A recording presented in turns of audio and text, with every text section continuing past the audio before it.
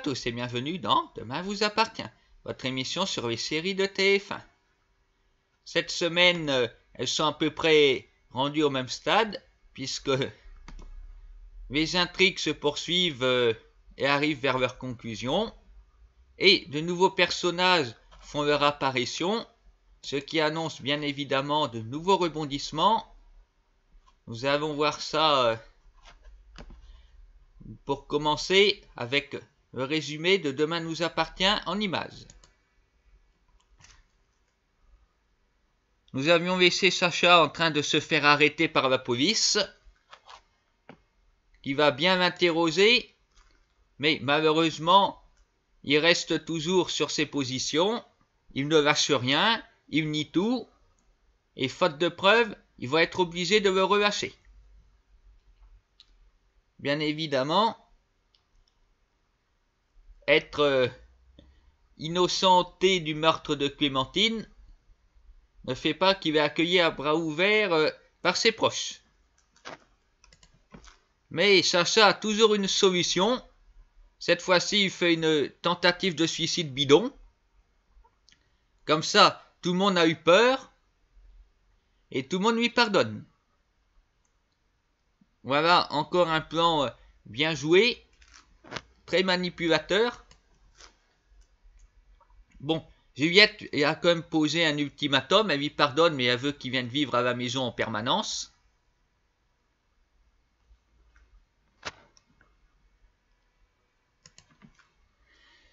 Les deux familles se sont donc officiellement rencontrées. Moment bien gênant pour tous.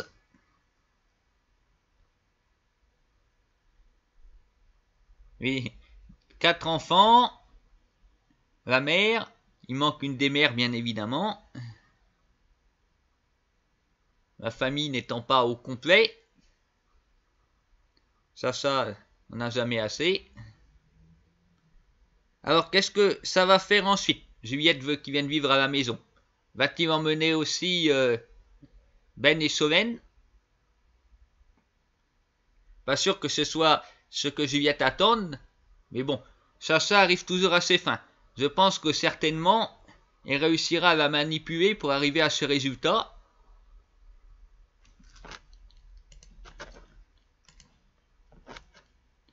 C'est le roi de la manipulation, puisque il est en train de faire une vidéo pour demander de l'aide pour retrouver Clémentine. Il va supplier de revenir, alors qu'il sait très bien qu'elle ne reviendra pas, puisque nous avons vu la scène où il est en train de la tuer. Effectivement, c'est conforme avec ce que la police a soupçonné. Eh oui, Sacha était en train de jurer à Tristan qu'il n'avait rien fait, pas un assassin. Bien sûr, Tristan avait des doutes, il a quand même cru, à tort. Très fort le Sacha, le mec qui réussit à semer le doute, alors que c'est un pourri. Et ça ne s'arrête pas là, puisque Vinciane est revenu dans la série. On pensait plus revoir le personnage. Si, elle voulait se remettre avec Sacha, apparemment. Et résultat, elle aussi a été tuée. Eh oui, parce que Sacha, il est comme ça. Il a 2 femmes.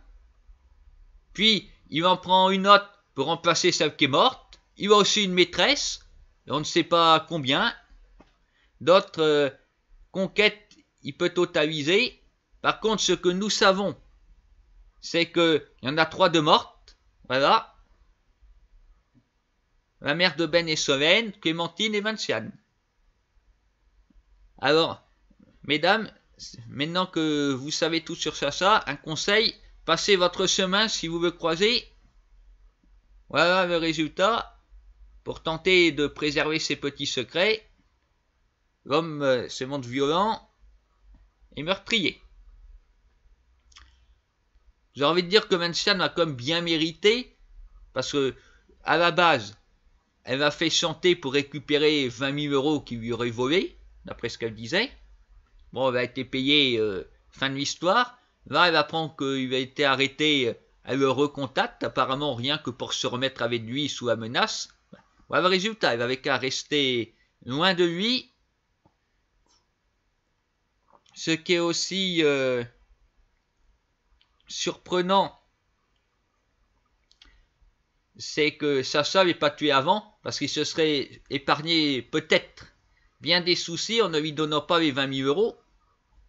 Parce que Clémentine l'a découvert, ça a suffi à semer le doute. Voilà, enfin ça a été très mal géré par Sacha, Vinciane ayant involontairement été le grain de sable dans cette mécanique, parmi tant d'autres. Maintenant on peut se demander, est-ce qu'il va se faire prendre, arrêter?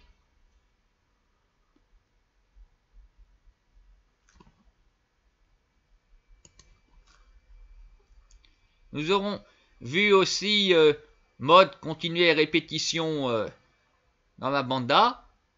Chloé s'y opposait, mais heureusement, Mona a prêté son logement pour répéter, à condition d'elle aussi intégrer la banda. Bon, apparemment c'est pas une grande réussite parce que elle est rouillée, elle sait pas bien jouer, mais certainement qu'avec de l'entraînement, ce sera une réussite et nous les verrons alors faire un concert pour la fête de la musique. Là, c'est aussi un développement inattendu, puisque Georges est au courant des talents de Roxane, et il a décidé de la recruter dans son équipe de la police scientifique. Cela n'a évidemment pas plu à Aurore, mais c'est comme ça. Voilà une situation bien insolite. Certainement qu'on va pas mal rigoler. Sinon, Aurore de son côté fait l'arrivée de ses nouveaux voisins, qui sont bien sûr déjà des proches. Sophia et Adrien ont décidé d'en profiter pour se voir, mais pour mieux tromper tout le monde, ils ont simulé une dispute. Comme ça, ils ne sont plus surveillés et ils parviennent à leur fin.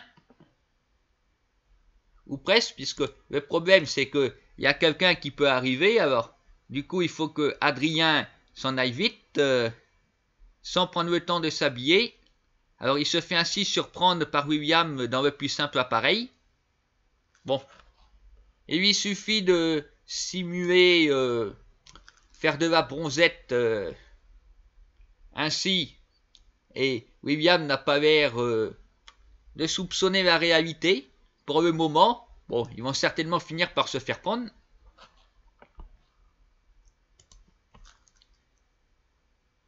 Jules est parti pour faire une sélection dans une grande école d'informatique.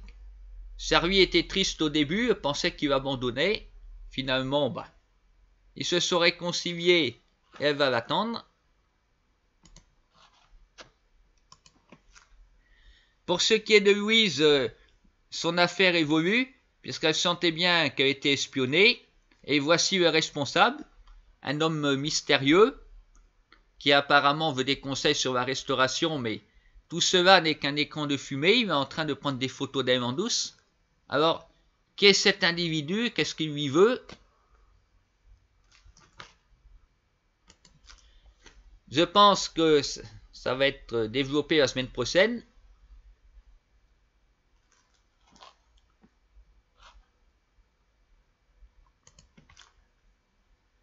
Alors, la question se pose, puisque le scénario va se concentrer davantage sur Louise.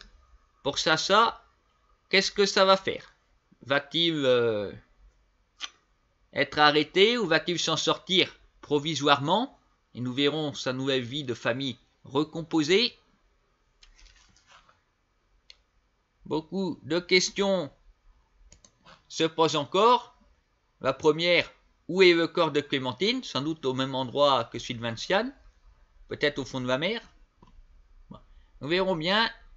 Pour le moment, nous allons nous diriger vers ici tout commence. Alors, comme vous le savez, Mehdi est de plus en plus mal en point. Marianne a un traitement pour lui. Mais Malheureusement, au grand désespoir de sa mère, Mehdi est têtu et ne veut pas se soigner. Un comportement bien suicidaire.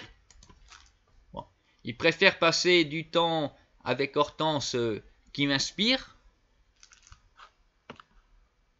Le problème, c'est que trouver un dessert signature est épuisant, ça lui manque du temps qu'il n'a pas. Mais il s'en rapprochait. Ainsi, ses amis et le chef Tessier ont décidé de lui donner un coup de main. Et grâce à eux, il va enfin réussir son rêve, son dessert signature est créé.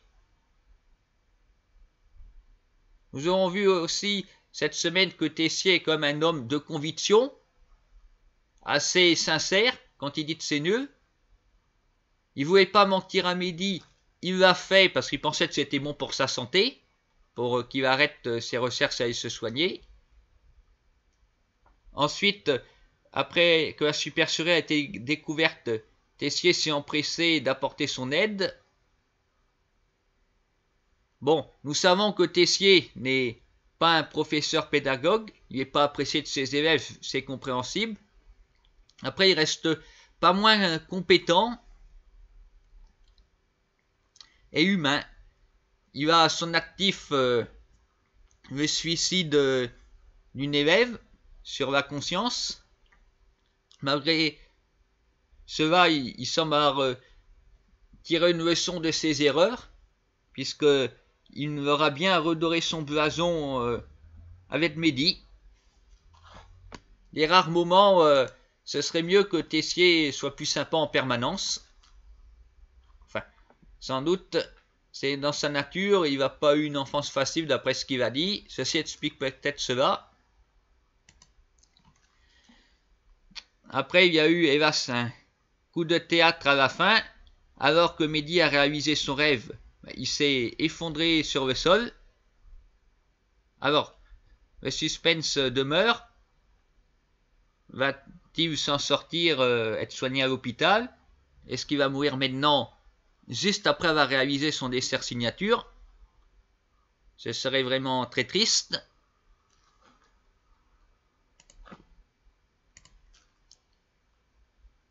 Nous aurons vu Lionel qui, à sa grande surprise, a été converti par Olivia.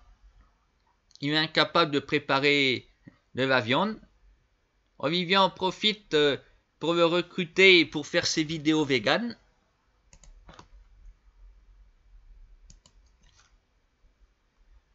Pour Greg et Elliot, ça se passe toujours mal dans le couple. Le hasard fait qu'ils sont obligés de travailler ensemble. Alors, quand c'est Greg qui a les yeux bandés et qui obéit aux directives d'Elliot, tout se passe à merveille. Par contre, quand c'est l'inverse, c'est Elliot qui a les yeux bandés, non, c'est une véritable catastrophe. Bref, c'est vraiment lui le maillon faible du duo.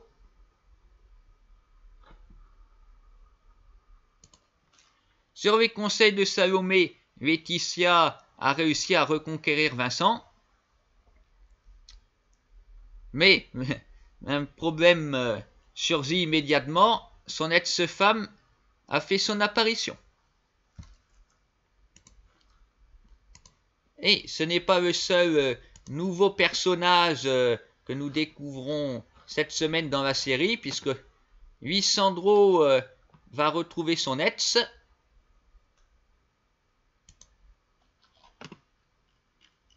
Et Anaïs est jalouse de voir ça.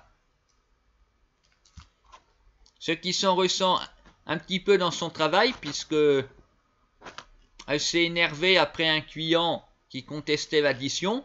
Il était en train de dire qu'il avait bu un seul verre de vin. En fait, c'était deux. Anaïs avait raison. Mais voilà, il faut rester toujours agréable avec le client. Même si celui-là est un gros radin. Parce que le mec devant Anaïs, qui est élève et qui est une fille, il est en train d'insister, j'ai bu qu'un verre. Et dès que c'est Lisandro, un professeur homme, ah oui, c'est vrai. Là, ma mémoire lui revient tout d'un coup. C'était certainement voilà, du bidon. Il voulait manipuler une élève. Et là, sur la pauvre Anaïs, fait les frais. Même si le client veut gruser, il faut rester poli.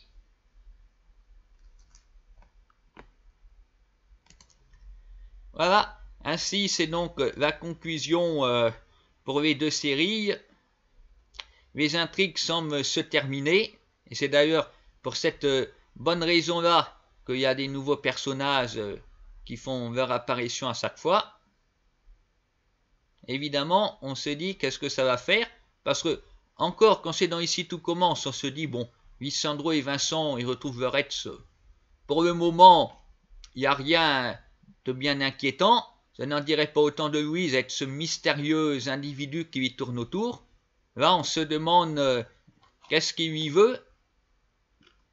Peut-être du bien, mais on penserait assurément à du mal.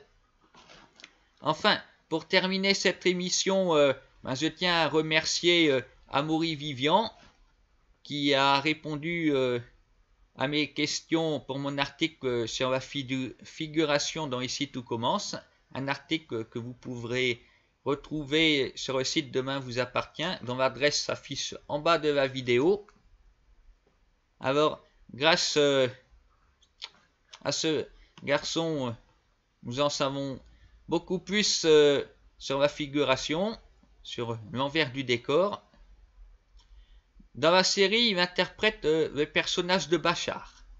Bon, nous ne le voyons pas très souvent. Il a déjà été nommé, notamment par Auguste Armand, mais hélas, nous le voyons peu. Par contre, il existe la page Facebook Un rôle pour Bachar, où vous pouvez retrouver son quotidien à l'Institut. Alors, vous pouvez là aussi retrouver le lien de cette page en bas de la vidéo. Grâce à elle, nous pouvons voir le quotidien de ce personnage, pour l'instant méconnu, qui est dans l'ombre. Espérons que ça ne va pas durer, que bientôt il aura un rôle beaucoup plus important lors d'une prochaine intrigue. Je lui souhaite. Je vous dis à vous aussi de passer une bonne semaine. Rendez-vous demain pour découvrir la suite des feuilletons. Et à la semaine prochaine pour une nouvelle analyse.